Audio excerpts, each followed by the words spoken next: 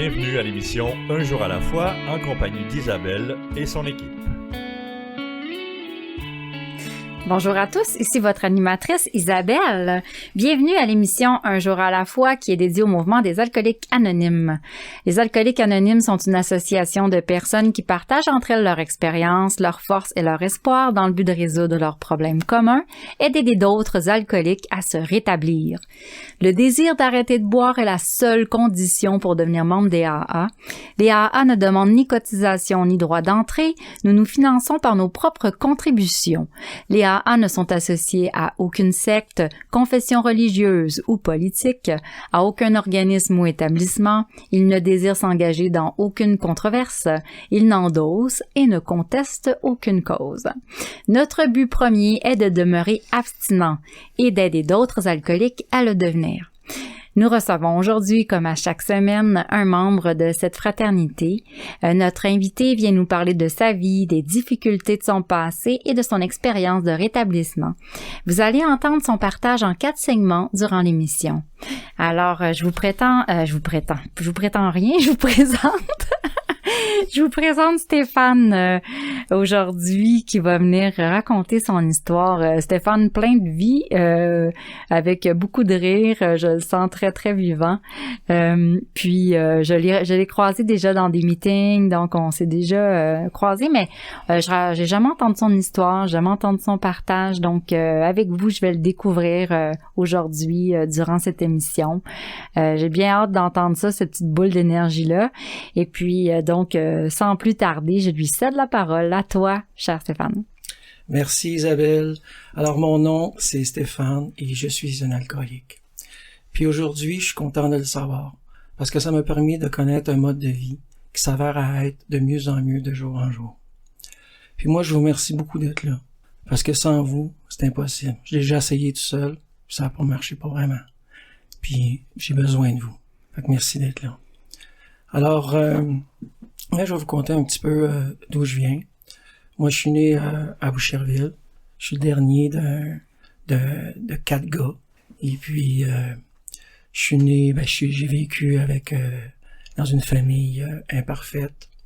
J'étais allé à l'école, dans une école imparfaite, avec des amis imparfaits.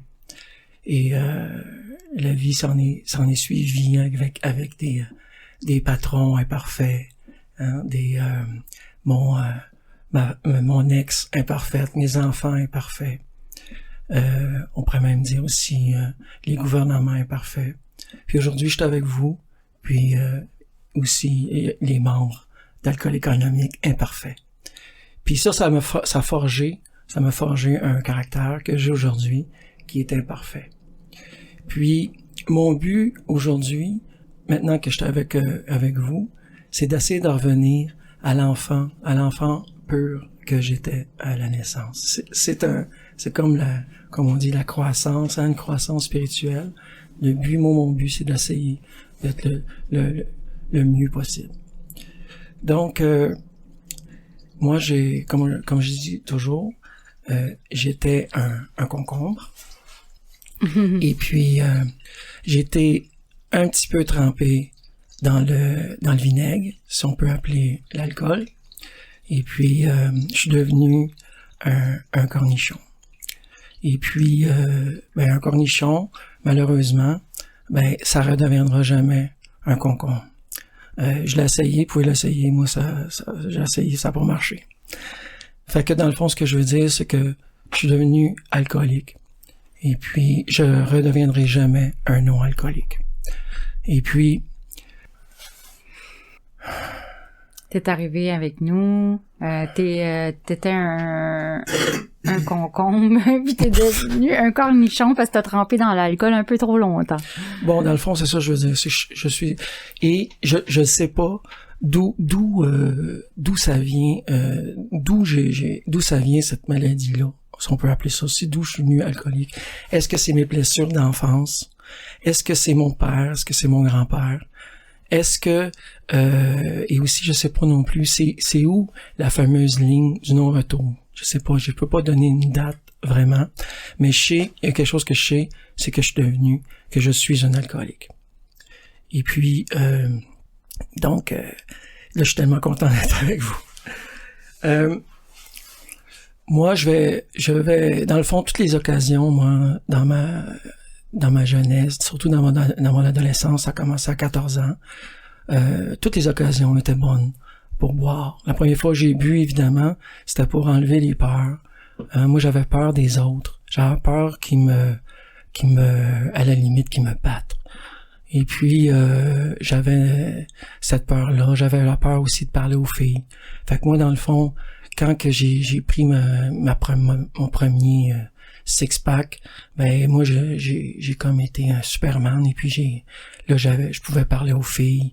Je pouvais parler plus aisément à mes chums, tu sais, sans avoir peur. Fait que moi, ça a commencé comme ça. Puis, ça a été de même toute ma vie. Et moi, j'avais besoin de l'alcool pour vivre et puis pour enlever ces peurs-là. Et puis, comme je dis, à un moment donné, moi, ça a été doucement. Ça n'a pas été quelque chose qui est arrivé comme au début, c'était plus les fins de semaine. Mais quand j'en prenais, tu sais, j'avais hâte à la fin de semaine pour la prendre, tu sais, puis ça faisait la job, tu sais. Et puis après ça, au fur et à mesure, avec le temps, ben, ça a devenu à tous les jours. Je peux pas donner vraiment de date, comme j'ai dit, mais ça doit être dans la vingtaine. Fait que, à partir de 27 ans, peut-être, j'ai commencé à boire à tous les jours, après le travail. Moi, je buvais pas au travail, parce que j'avais une autre obsession, c'était le cash. Fait que, j'en ai pris quelques fois avec des clients, parce que moi, j'ai une entreprise. Et puis, ça a vraiment pas été bon. J'avais peur de perdre mes clients, je disais des conneries. Et puis, moi, j'ai eu la chienne de perdre les clients. Donc, j'ai dit, OK, non, ça c'est pas pour moi. Puis quand les gens m'en offraient, je disais vraiment non, tu sais, parce que je savais que si j'en prenais une, ça pouvait chirer. Donc, ensuite, moi, je vais aller directement à mon bas-fond. Ben, pas à mon bas-fond, mais à l'élément déclencheur, qui a été, moi, j'étais marié, et puis j'ai 2 enfants, et puis un jour, quand ça faisait 16 ans de mariage, ma femme de l'époque, elle me dit un matin, elle dit, garde, aujourd'hui, on va être frères et sœurs. Fait que, moi, elle dit, c'est ça, elle dit, garde, moi, j'ai à s'occuper des enfants, puis, regarde, là, je suis tanné, je veux prendre soin de moi, je veux m'occuper de ma carrière, tu sais. Fait que là, moi, à ce moment-là, ma vie s'arrêtait là. Je dois avouer, c'était comme, c'est comme quand je revenais, dans le fond, 17 ans avant, quand je me suis marié. Moi, c'était pour cette raison-là que je me mariais, parce que j'avais un vide intérieur, le mal de vivre. Le mal de vivre, qui est vraiment comment on peut appeler une solitude. C'est vraiment quelque chose de très douloureux. Et puis ça se mélange l'anxiété là-dedans, le désespoir. Et puis moi l'alcool a justement aidé à enlever ça. Mais quand moi mon ex qui aujourd'hui me dit ça, ben moi je buvais sur les breaks, comme on dit. C'est que je pouvais pas boire trop, parce que elle me le disait tout le temps. Encore un autre. Elle me le disait même que j'étais alcoolique. Et puis, le matin, elle se levait, puis ça puait l'alcool dans la chambre. T'sais. Mais elle a raison de le dire aussi. Regarde, c'est ça qui est ça. T'sais. Elle buvait pas. Fait que moi, ben pour pas la perdre, ben je me breakais. Je me disais, OK, pas là, tout ça. Fait que moi, dans le fond, j'ai vécu beaucoup d'obsessions. Je pensais toujours à l'alcool. Je pensais à l'heure que je devais boire. La semaine, c'était après la job. C'était correct. Je travaillais. Hein? Je suis pas un alcoolique. Je peux prendre une bière. C'est correct, tu sais. Et puis, la fin de semaine, c'était midi. Il fallait pas que ça soit à 11h30. Parce que sinon, j'étais un alcoolique. Fait que moi, je m'achetais tout le temps l'idée que j'étais pas un alcoolique. J'étais comme les autres, tu sais. Mais j'étais comme les autres alcooliques, dans le fond, tu sais. Parce que ceux qui étaient non alcooliques, il pensait pas à ça, tu sais. Moi, je me dis que moi, j'essayais de contrôler ma consommation. C'est quelqu'un qui contrôle, ça veut dire que si je contrôlais, ça veut dire que j'avais pas de contrôle, tu sais. Fait que déjà là, tu sais, c'est ça, j'étais dedans. Et puis, donc, quand elle me dit ça, moi, je retournais avec le mal de vie, le désespoir, puis là, j'étais en mode survie. Et puis là, j'ai vu qu'elle était plus, elle m'aimait plus, puis qu'elle couchait en bas, puis je couchais en haut. Et puis que les enfants ils étaient dans leur chambre avec leur iPad, puis ils jouaient à des jeux. Ben moi, là, je me suis dit, OK, yes, là, je suis libre. Et là, j'ai ouvert les valves. Et puis, j'ai commencé à ouvrir les valves du vin et du whisky. Ça termine bien notre premier segment, Stéphane. Merci. Non, ça a super bien été. Puis donc, ouais, on comprend ce que tu t'en vas, en tout cas. Puis t'as bien placé ça pour qu'on voit où est-ce que tu vas aller avec ton vin et ton whisky. En attendant d'entendre la prochaine étape, on va aller tout de suite à la pause. Alors restez avec nous, mes chers auditeurs. On vous aime puis on veut vous garder. Alors on va suivre l'histoire de Stéphane tout de suite après. Je me sentais seule, angoissée, agressive. Et je m'apitoyais sur mon sort. Je voulais juste mourir. C'est pourquoi je continuais à boire. Personne n'aurait pu vivre un tel cauchemar. Puis j'ai assisté pour la première fois à une réunion des AA. À mesure qu'elle se racontait, j'ai découvert que toutes ces personnes avaient connu le même enfer. Je n'étais donc pas la seule. Elles m'ont aidé à cesser de boire et m'ont redonné le goût de vivre. Les alcooliques anonymes, ça fonctionne. Cherchez-nous dans l'annuaire téléphonique, dans votre journal ou sur aa.org.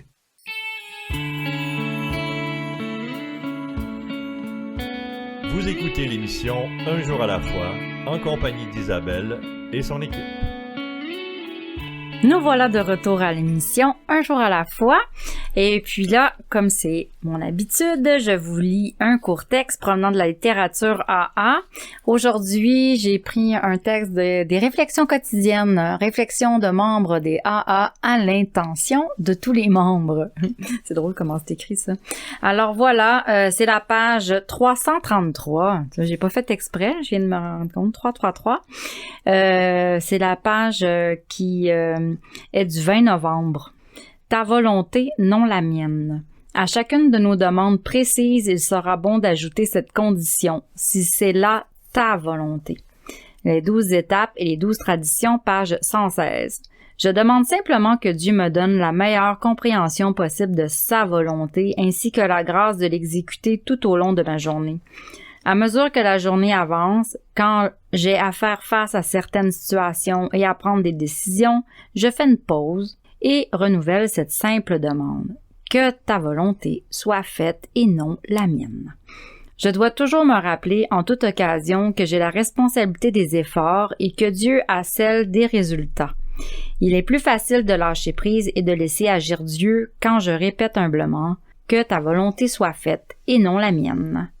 La patience et la persévérance dans la recherche de sa volonté à mon égard me libéreront de la souffrance des attentes égoïstes. Ouais, vraiment, là, à lire et à relire, ça fait vraiment partie de notre programme entre autres de la 3e étape. Alors, je laisse Stéphane continuer là avec le party qui commence, parce que aussi sa conjointe a décidé de faire chambre à part, puis il se rend compte que ses enfants aussi sont rendus à une étape où sont détachés, puis là il se dit je suis libre de faire de y aller go avec le whisky puis le vin. Fait qu'en tout cas je te laisse parler de tout ça, comment ça va se passer pour toi.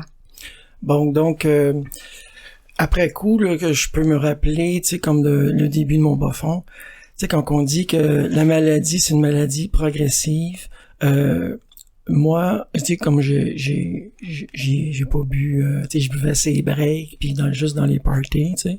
Fait que, moi, quand que j'ai ouvert la valve, mais ça a été très vite.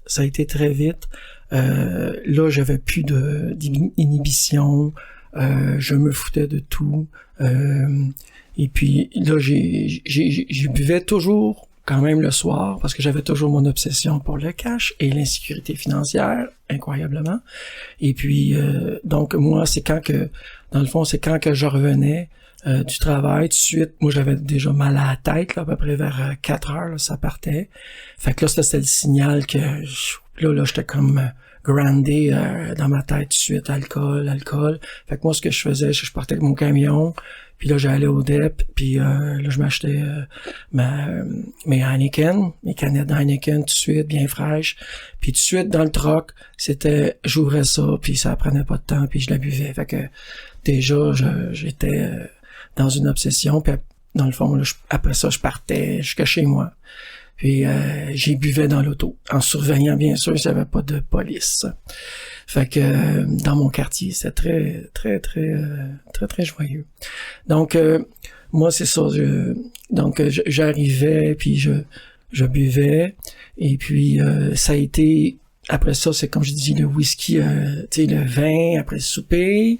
Après ça, c'était le whisky jusqu'à temps que je m'endorme, dans le fond, tu sais. Puis il fallait toujours que j'aie un verre. Je pouvais pas avoir un verre vide, tu sais. Même avant de me coucher, c'était comme une autre affaire. Il fallait que je me lève, puis j'aille encore me servir un verre avec la glace. Peut-être je le buvais même pas, mais il fallait qu'il soit là. On dirait qu'il fallait que j'aie comme un espèce de... Ma bouillie, il fallait qu'elle soit là, tu sais, pour que je sois bien. C'est ça. Bref, moi, j'ai aussi ouvert autre chose, là. C'est vu que j'étais dans ma chambre tout seul, là. Et j'ai ouvert l'application Tinder. Fait que ça, c'était une autre affaire que j'ai rentré. Je veux pas en parler trop parce qu'on est alcoolique anonyme, mais j'ai quand même, moi, je chattais avec des Cubaines. Là, j'étais parti dans un trip Cuba, mais vraiment sérieux, où ce que je voulais me marier avec une Cubaine. Et puis, je dois avouer que ça fait partie de mon bas fond. Et en même temps, ça fait partie aussi des graines que ces Cubaines-là m'ont semées. C'est vrai, c'est drôle à dire, mais ces filles-là, ils voulaient me marier aussi, c'est sûr, tu sais. Mais ils me disaient, Esteban, ils me disaient, tu sais, t'es tout le temps qu'un drink, parce que j'avais tout le temps mon drink, ils me voyaient pas, c'était tout le temps, on se parlait par voice, puis ils me disaient, hey, tu bois tout le temps, j'entends ton drink, tu sais. Elle dit, regarde, Steph, là, tu pourras pas t'en sortir avec ça. Elle dit, c'est juste dans une clinique que tu vas pouvoir guérir ça. Puis moi, j'étais là, ouais. Mais ça, cette petite Cubaine-là, elle m'avait semé la première graine pour rentrer finalement dans Alcoolique Anonyme. Et puis, il y a plein d'autres petites graines. Dans le fond, j'étais peut-être prêt à les écouter, comme mon ex qui me disait, puis qu'on voyait bien que c'était comme un peu la fin, là. Elle me disait, Steph, si tu veux une femme, là, faudra que t'arrêtes de boire, c'est une femme qui a de l'allure, tu sais. Un autre graine. Fait que, tu sais, ma mère qui me disait, arrête de boire, puis un monsieur où je conduisais, moi, j'allais au soccer de mon fils, tu sais, puis moi, c'était ma place pour boire, tu sais.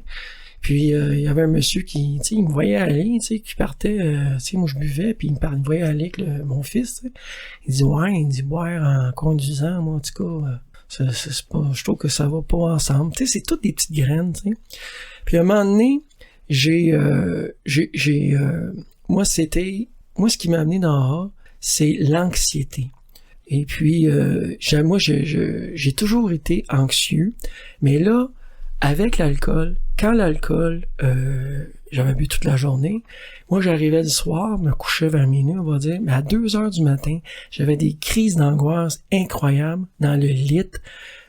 Moi j'avais toutes sortes de plans en plus, tu sais, des merveilleux plans d'aller à Cuba, là, puis de marier. Donc c'était tout en même temps, les enfants qui étaient plus là, la chicane. Puis à un moment donné, j'ai eu vraiment de l'anxiété généralisée. Et puis même, j'ai eu de l'agoraphobie. Pour vous dire c'est quoi l'agoraphobie, c'est que moi, là, je sortais dans la rue là, à 15 maisons de chez moi et j'avais des crises de panique. J'avais peur d'avoir des crises de panique. Puis un soir de novembre, écoute, c'était tout noir. J'étais vraiment dans le désespoir avec tout ça, cette anxiété-là. Et puis, j'ai eu des pensées suicidaires. Je me voyais avec un gun sur la tête. Mais en même temps, je me disais non, tu sais, écoute. Mais c'était comme une porte de sortie. Puis, je suis arrivé au fameux mur.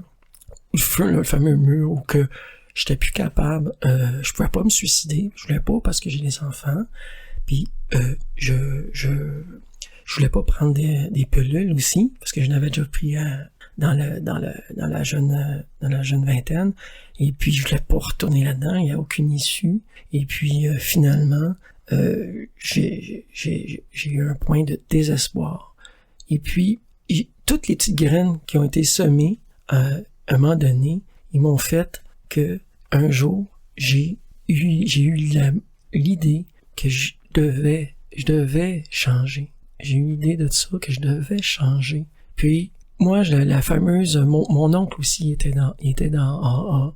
Puis tout ça, je sais pas ce qui s'est passé, mais le 6 décembre 2019, j'ai appelé la ligne d'écoute, puis j'ai googlé AA, j'étais arrivé à AA, j'imagine AA 87, puis j'ai appelé, puis il y a Francis, c'était un vendredi soir, à 6h30, j'ai appelé Francis, et puis il me parlait pendant 1 heure de temps, puis il me parlait de tous ses déboires avec l'alcool, il avait eu sa photo dans le journal, il avait fait de la prison, puis il me disait qu'il était super bien aujourd'hui, puis qu'il s'en est sorti avec justement avec les AA. Puis il m'a tout expliqué un peu c'est où le meeting proche, tout ça, tu sais.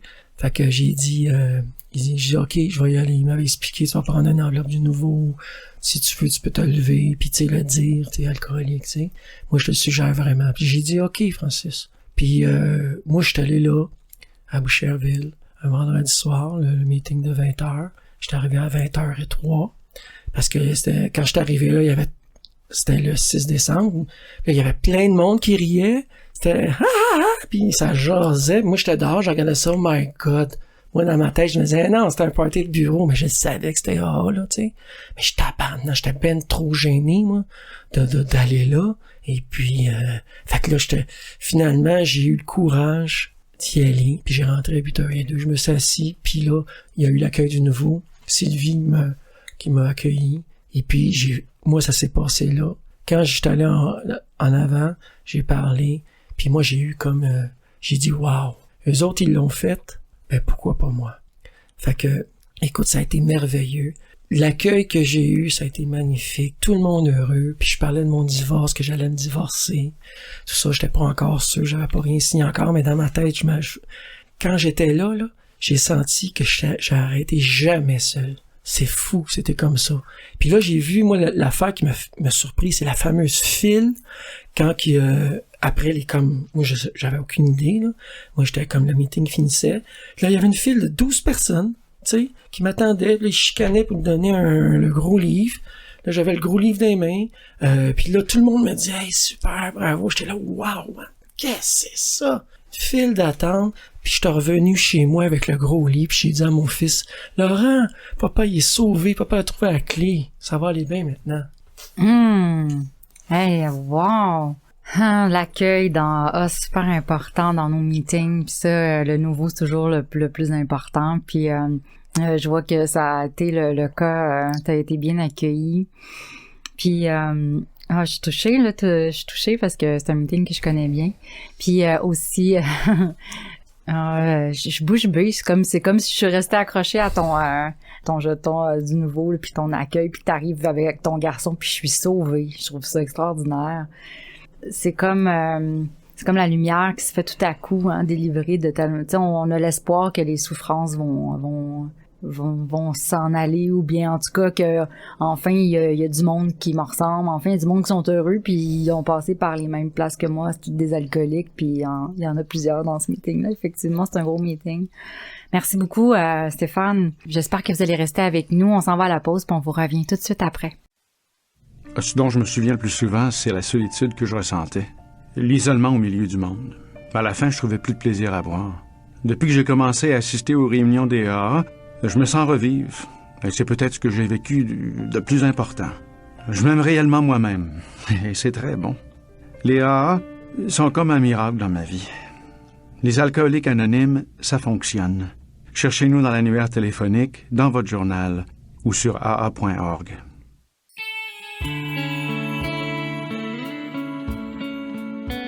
Vous écoutez l'émission Un jour à la fois, en compagnie d'Isabelle et son équipe. Nous sommes de retour à l'émission Un jour à la fois. Nous avons un site internet pour notre émission de radio. Ce site est unjouralafoi-émission.org. Vous allez y trouver la liste de nos radiodiffuseurs et les horaires de diffusion. Vous pouvez aussi accéder à Un jour à la fois par le site internet de la région 87, aa87.org. Vous aurez de plus accès à nos enregistrements sous forme de podcast pour de 2020 jusqu'à maintenant 2022, ainsi qu'aux archives de partage radio. Les podcasts peuvent s'écouter via toutes les plateformes que vous connaissez. Et si vous voulez venir partager votre histoire personnelle, vous n'avez qu'à nous écrire à l'adresse courriel disponible sur le site de l'émission. Notre studio est situé au bureau des services régionaux au 3920 rue Rachel à Montréal. Alors, comme toujours, je dis, nous, c'est un fameux bonheur de vous accueillir ici.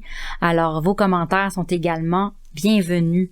Alors, Stéphane, qui nous raconte son histoire, donc qui est arrivé à son premier meeting, puis qui a vraiment aimé ça, cet accueil-là, qui a pris le gros livre qui lui a été offert par les membres, bien sûr, un bel accueil de la part des membres, puis qui est arrivé devant son fils avec la solution.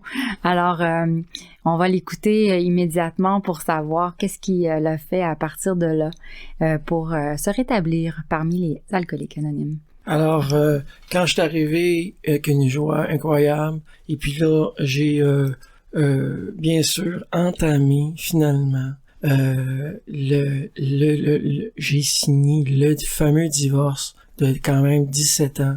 Et puis, écoute, moi, je l'ai vu comme une grâce, parce que vraiment c'était une relation vraiment dysfonctionnelle. Il y avait aucune voie de sortie vraiment là. Donc après coup là, ça fait 2 ans et j'ai pris la bonne décision. Et puis j'ai pris cette décision là parce que vraiment j'ai su qu'aujourd'hui j'étais correct. Je sais pas pourquoi, je sais pas comment, mais je savais que j'étais correct avec vous autres. Fait que donc après ça, moi j'ai fait du meeting, c'était juste avant la COVID, tout était beau. J'ai fait du meeting à Boucherville, j'ai adoré. C'est sûr que après ça, les autres fois, là, j'étais moins nouveau, hein. Fait que là, la vie, on va dire, est arrivée, hein. Il y avait plus de fil, hein. Fait que là, j'ai dû faire comme ma place, puis on me disait, tu sais, croire en Dieu. Fait que là, j'ai tout fait ce qu'on m'a dit, tu sais. C'est ça, ok, je vais faire ça. Moi, je voulais être heureux, là. Je voulais sortir de là, mais vraiment. Et puis, j'ai embarqué dans cette affaire-là. Et puis, je me suis trouvé, là, il a trouvé un parrain, je me suis trouvé un parrain. Et puis, ce parrain-là, il me disait de lire le gros livre.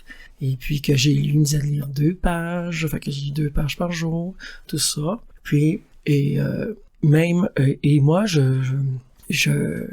j'ai eu même un email à un moment donné de lui disant qu'il y avait une radio qui faisait les enregistrements de partage. Fait que moi, il m'a donné ça, cette espèce de lien-là. Fait que moi, j'allais sur CKBL. Et puis, et moi, j'ai vu que je travaillais pas. Moi, l'hiver, je travaillais pas. Et j'écoutais 3 partages par jour. Puis, dans le temps, c'était avec René. Mm-hmm. Et puis, ces partages-là, j'ai vraiment, mais vraiment aimé ça.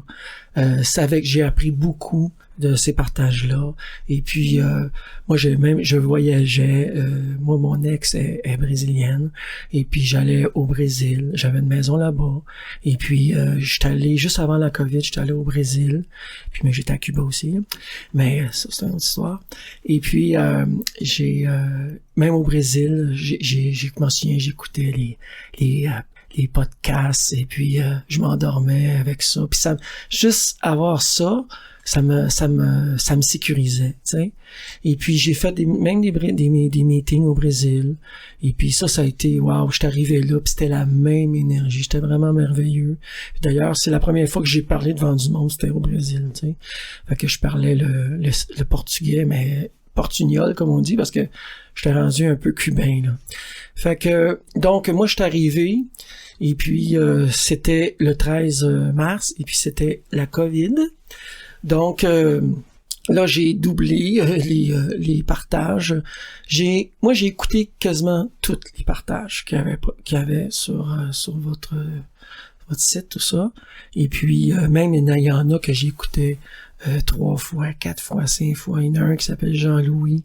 Écoute, je l'adorais parce qu'il parlait d'agoraphobie. Puis là, je l'écoutais. Puis le plus beau de cette histoire-là, c'est que je l'ai vu sur Zoom après, tu sais. Juste avec sa voix, parce que moi, je le voyais pas. Puis c'était magnifique. J'ai dit, hey, je te reconnais. Parce que lui, il m'a reconnu parce que il m'a pas reconnu, mais je veux dire, moi, je parlais du Brésil, puis il disait, hey, il y avait comme une affaire avec le Brésil, comment qu'il disait ça? Chiquita from Brazil! Fait que là, il a dit ça, je dis, hey, je t'ai reconnu! Fait que, tu sais, mais là, j'ai jamais vu ce monsieur-là. Et un jour, je vais le revoir, je sais qu'il va dans un meeting, puis un jour, je vais aller le voir. Donc, moi, j'ai cheminé donc moi, j'ai rentré dans le Zoom, finalement. Et moi, j'avais pas le choix. Parce que si je lâchais une fois, j'avais lâché comme une semaine, tout ça, genre... Et mais les comportements revenaient, là, tu sais, le impatient, irritable et mécontent et les peurs, tous mes comportements revenaient. Puis là, j'étais là, wow, ok, fait que là, je me pluguais, mais j'étais super gêné, je fermais ma caméra, tout ça, mais à force que je rentre un peu, qu'eux autres, j'avais pas le choix, j'ai besoin de vous, comme je vous ai dit avant, j'ai besoin, puis là, j'ai senti que j'avais vraiment besoin de vous, sinon je meurs, je pouvais retourner à une rechute possible. Fait que moi, j'ai fait tout jusqu'à 1 an, sur Zoom, tout ça, j'avais ma petite gang, tout ça, et puis donc moi à 1 an, ce qui s'est passé, c'est que vu que on parle que comme un tu sais, moi je faisais du meeting, tu sais le fameux triangle AA là, qu'ils disent que c'est du service, fait il y a le tu sais l'unité, c'est dans le fond c'est les faire des meetings, il y a le service. Tu sais, c'est ça, c'est impliqué, là. Fait que moi, je faisais ça, tout ça. Mais, après coup, j'ai vu que, il manquait le rétablissement qui est en dessous, qui est la base, tu sais. Et moi, je le savais pas à ce moment-là. Puis je regardais les étapes de loin, ok, à un moment donné, tu sais. Mais moi, mes comportements, même à 1 an, ils sont revenus. Et j'étais impatient, irritable et mécontent tout le temps. Et j'ai même été violent avec mon fils, mon fameux fils que j'ai dit qu'il avait de l'espoir. J'ai été violent avec lui dans le temps de Noël pour des niaiseries. Puis là, je me mettais la tête, les mains sur la tête. Puis je disais, qu'est-ce qui se passe? J'étais à jeun, puis je partais avec des crises débiles, là. Puis j'appelais quelqu'un, le gars, il disait, fais du meeting. Fait que c'est ça, je faisais du meeting. Puis à un moment donné, écoute, l'anxiété revenait. Fait que moi, j'ai crié à l'aide sur un Zoom. Puis un monsieur qui m'a tendu la main, il dit, appelle-moi mon chum. Puis là, je l'appelle le lendemain, il me dit, t'as-tu un gros livre? Je dis, oui, j'ai un gros livre, je l'ai lu 3 fois. Fait que, il dit, garde, va lire l'opinion du médecin, puis après ça, appelle-moi. Fait que nous, on a commencé les étapes ensemble, par téléphone. Je l'avais jamais vu, ce monsieur-là. Puis, on commençait les étapes et j'avais pas compris encore les étapes. La première étape, les gens ils disaient que c'était une obsession mentale avec une allergie physique. Et moi, j'étais là, voyons donc. Mais là, dans le gros livre, je l'avais lu 3 fois en plus. Hein. Puis dans le gros livre, avec lui, il m'a tout expliqué avec ses expériences de son parrain. Il m'a tout expliqué la maladie. Puis là, avec le temps, parce que j'avais encore un petit sourire en coin, hein, de pas accepter que j'étais un alcoolique. Je l'avais pas encore admis finalement. Et là, avec le temps, je l'ai admis. Je l'ai admis que j'étais un alcoolique. Puis que dans le fond, j'ai admis que j'avais une allergie physique. Quand je prends mon premier verre, là, c'est un phénomène anormal qui se produit, puis je suis plus capable de m'arrêter.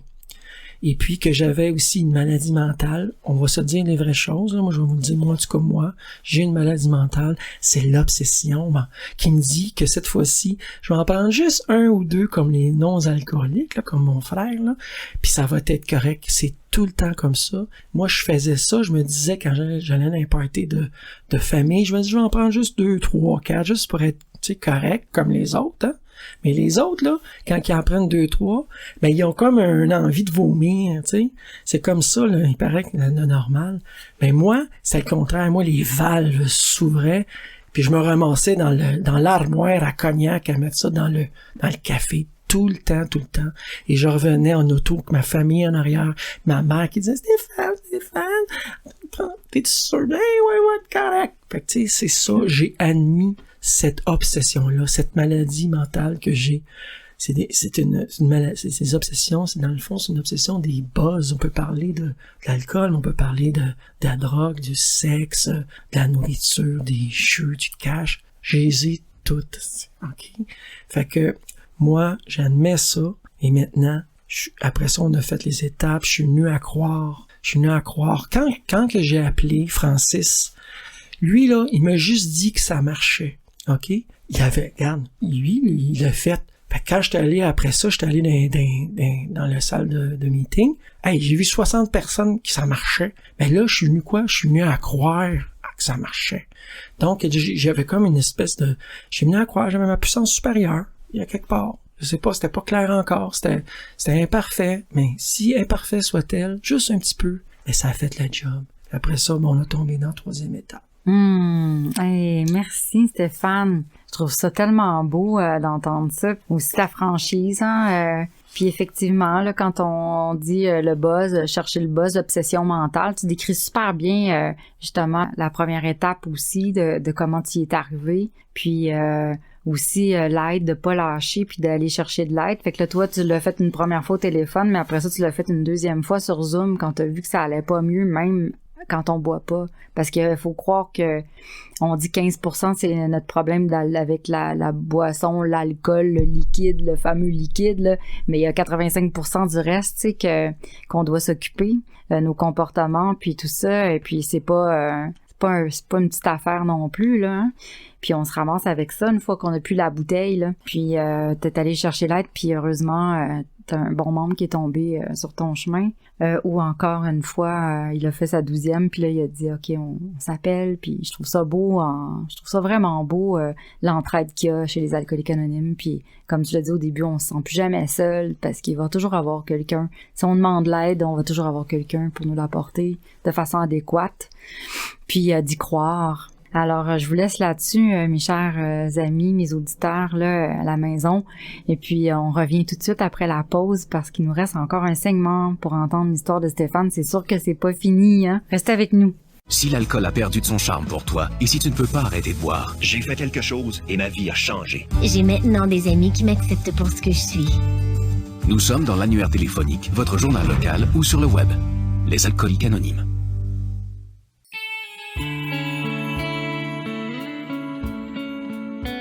Vous écoutez l'émission Un jour à la fois, en compagnie d'Isabelle et son équipe.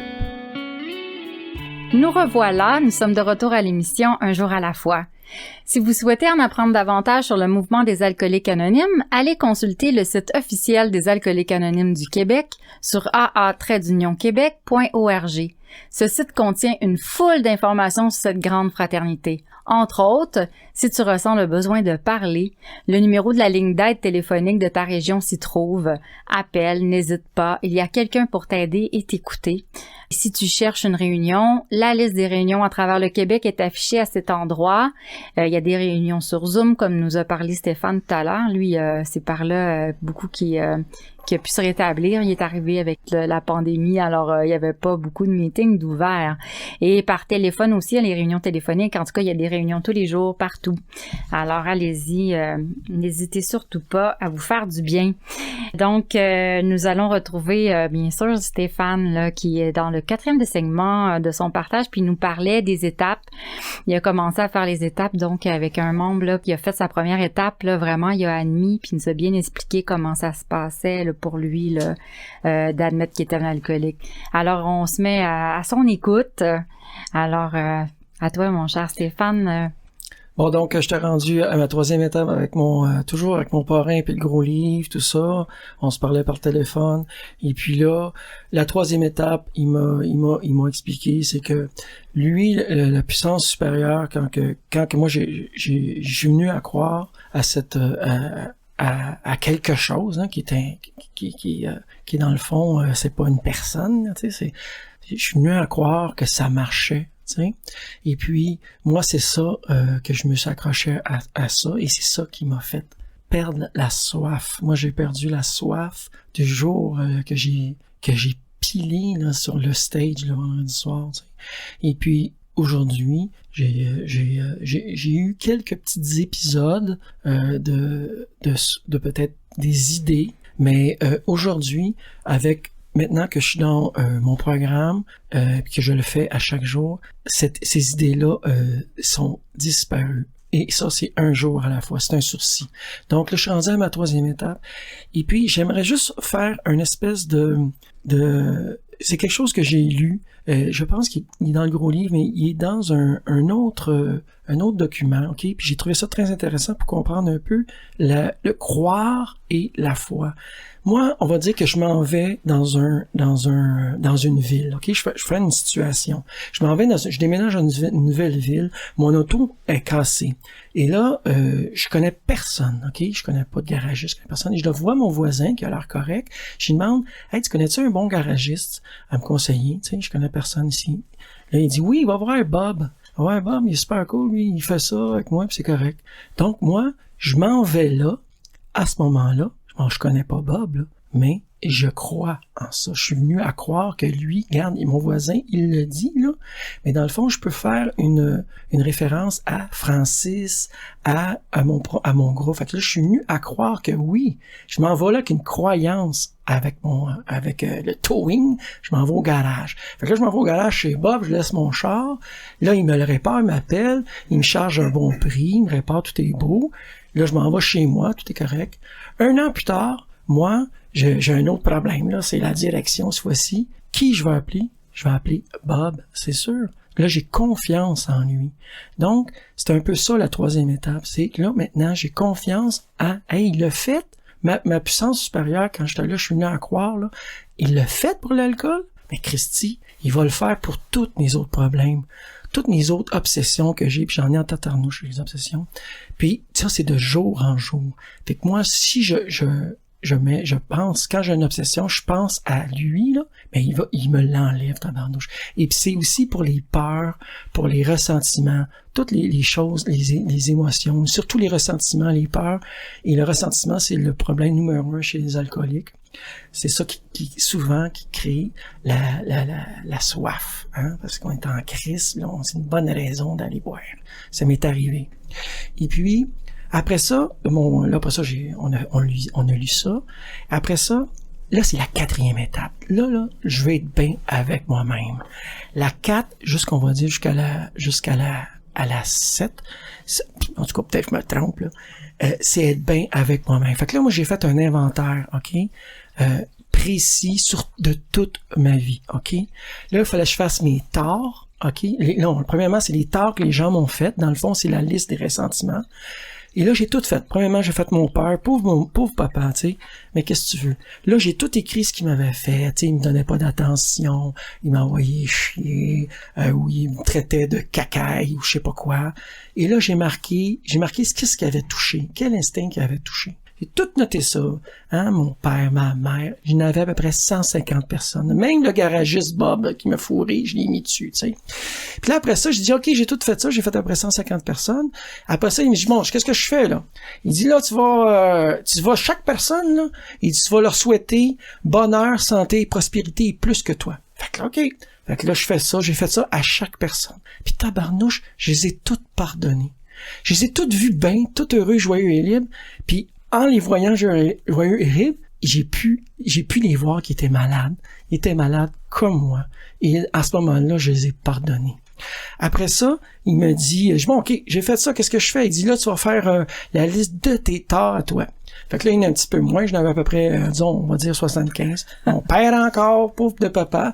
Fait que là, j'ai écrit que j'avais volé de l'argent, que je l'ai envoyé chier, que j'ai pris son char à 10 ans, puis j'étais allé faire un tour sans sa permission. Fait que toutes des bébelles comme ça, mes enfants, mon ex, etc. Il y en a après 75. Fait qu'après ça, puis j'ai écrit mes torts, et après ça, ce que j'aurais dû faire. Fait que j'aurais dû, tu sais, comme envoyer chier mon père, ben vas-y, j'aurais dû dire, ben tu sais, père, j'aimerais ça que tu me donnes, tu sais, que tu être plus avec moi. Dans le fond, c'est un peu ça ce que je voulais, là, tu sais. Tu sais, dans le fond, c'est ça ce que j'aurais dû faire, tu sais. Donc, après ça, J'ai fait la liste des peurs. J'avais à peu près 75 types de peurs. J'en ai en tatarnouche des peurs. Puis là, après ça, j'ai fait les listes, les torts que j'ai faites et sexuellement. Les torts que j'ai faits et les gens qui m'ont fait du tort sexuellement. Puis j'ai fait le même processus pour qu'est-ce que j'aurais dû faire et aussi je les ai pardonnés aussi. La même chose. Et après ça, là, j'ai dit, bon, OK, j'ai fait ma 4, c'est quand même, ça a pris quand même 3 mois, là, in and out, là. Puis, des fois, je procrastinais, là. Puis, il me disait toujours, tu es heureux, joyeux et libre, là? Fait que là, c'est ça. Fait que là, ça, c'était ma carotte. Fait que là, à un moment donné, j'étais allé le voir. Lui, il habitait à Asbestos. J'avais jamais vu de ma vie. J'étais arrivé un dimanche chez eux, un beau journée ensoleillé. Il arrive avec son chien. Et il me dit, où tu veux t'asseoir, mon chum? Fait que là, je me suis assis et j'ai parlé pendant 6 heures de temps. Puis lui, à chaque fois que je parlais de mes torts, il me disait mes défauts.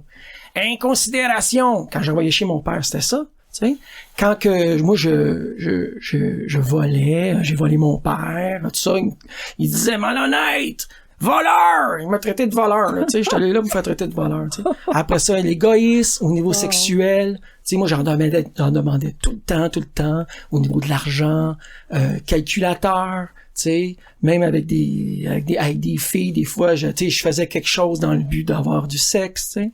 Fait que c'est des calculateurs. Et puis, après ça, il y a les peurs. Les peurs, c'est un gros défaut aussi, être peureux. J'en ai plein de peurs. Tu sais, c'est toutes des peurs. C'est 98% sont toutes, c'est pas scientifique, là, mais c'est tout quasiment irréel. Tu sais, je meurerais pas parce que quelqu'un m'aime pas, là. Tu sais, bon.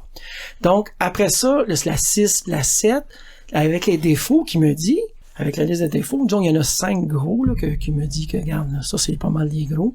Mais moi, après ça, avec mon Dieu de ma 3e étape, que j'ai confiance, hein. Là, je peux maintenant, quand j'en ai une, j'ai un défaut, on va dire inconsidération. J'arrive avec ma mère. Moi, avec ma mère, j'étais très impatient. Je sais pas pourquoi, là, elle m'énerve, OK? Fait que là, moi, j'enlève les considérations. Dieu, enlève-moi les considérations, s'il vous plaît. Christy, il enlève, puis qu'est-ce qui arrive? Ben, c'est le bonheur qui remplace. C'est comme ça. Regarde ce que je te dis. Moi, c'est de même. Fait que là, après ça, j'ai fait la 6, la 7, puis ça, la 6, la 7, ça se fait tous les jours, tout le temps, peut-être 1000 fois par jour, tu sais. Puis avec le temps, ça va mieux.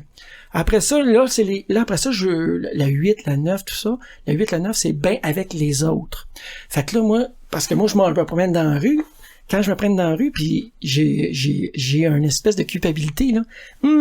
Ça veut dire que j'ai fait quelque chose de pas bien. Puis ça, moi, là, je veux plus avoir ça, cette affaire de mal, là. Parce que si j'ai mal, je suis pas bien avec les autres, là, mais ça peut me retourner à avoir du ressentiment et boire la culpabilité, puis ça, puis retourner dans les obsessions. Et ça, si je fais ça, je peux, ça va pas bien. Je sais pas quand je vais revenir, tu sais, je peux aller à la prison, la folie, la mort. Donc, moi, j'ai fait une liste de toutes mes amendes honorables. Je pense que j'en avais à peu près 70. Puis là, j'en ai fait 40. Puis, je suis allé voir chaque personne. Mon père, le premier, que je le voyais comme un dinosaure. Mais j'ai pris mon courage, toujours avec Dieu, tu sais. C'est comme si j'allais me battre. Je m'en souviens, je me suis battu une fois quand j'étais adolescent, puis j'ai pris mon courage, je vais y aller. Mais c'était dans la même intensité, la même émotion de confronter cette peur-là. T'sais. Le courage, c'est ça, c'est d'agir avec une certaine peur. T'sais. Fait que j'étais allé là, finalement, ça s'est super bien réglé dans le restaurant. J'ai réparé mes torts. Je devais de l'argent, j'ai volé, je devais de l'argent. Ben, j'ai donné, dit, non, le gros, regarde-les, là. J'ai dit, OK, mes pages, faut que je le répare, moi, parce que sinon, moi, je vais être mal encore. Je vais rester encore avec la culpabilité. Mais ça, je dis, moi, si tu le veux pas, je vais te donner dans un organisme. Il dit, t'as-tu un organisme, Pat, tu veux? Il dit, oui, OK, garde ça pour Enfant Soleil. J'ai dit, OK. Fait que j'ai envoyé ça à Enfant Soleil. Écoute, ça m'a fait un bien énorme quand j'ai envoyé l'argent. Puis j'ai fait ça à plein de personnes, à mes frères, tout ça. Et le mieux, ça a été mes enfants. Quand que je me suis assis avec eux autres, je dis, bon, c'est avec vous autres. Puis là, eux autres, ils riaient. Mais quand j'ai parlé des vraies affaires, que je m'excusais, de les avoir donné des claques, de les avoir parlé mal, je me suis excusé d'avoir divorcé aussi, que j'aurais dû faire un choix meilleur. Et toutes des choses comme ça. Puis après ça, la 10, la 11, la 12. Tu sais, c'est toute la prière, la méditation. C'est ça, le contact conscient pour vivre à chaque jour, tu sais, avec Dieu en dedans de moi. C'est de passer toute ma journée bien. Puis la 12e, c'est ça que je fais en ce moment, c'est livrer le message. Fait que c'est ça. Moi, je vous aime. S'il y a personne qui vous a dit aujourd'hui, vous êtes beau, puis je vous aime. Merci. Oh, merci Stéphane. Ouf, hein? Passer au travers toutes les étapes comme ça. Quelle affaire. C'est comme une course contre la montre en même temps. Je regardais le temps passer. Je me disais, wow, il va-tu réussir à aller jusqu'à la 12e? Ben oui. Merci beaucoup. Je tiens à remercier tous les participants à cette émission, notre invité. Merci Stéphane, nos auditeurs, l'équipe, Yvon à la console, les collaborateurs, radiodiffuseurs. Ici votre animatrice Isabelle. Je vous souhaite une super belle semaine. À bientôt.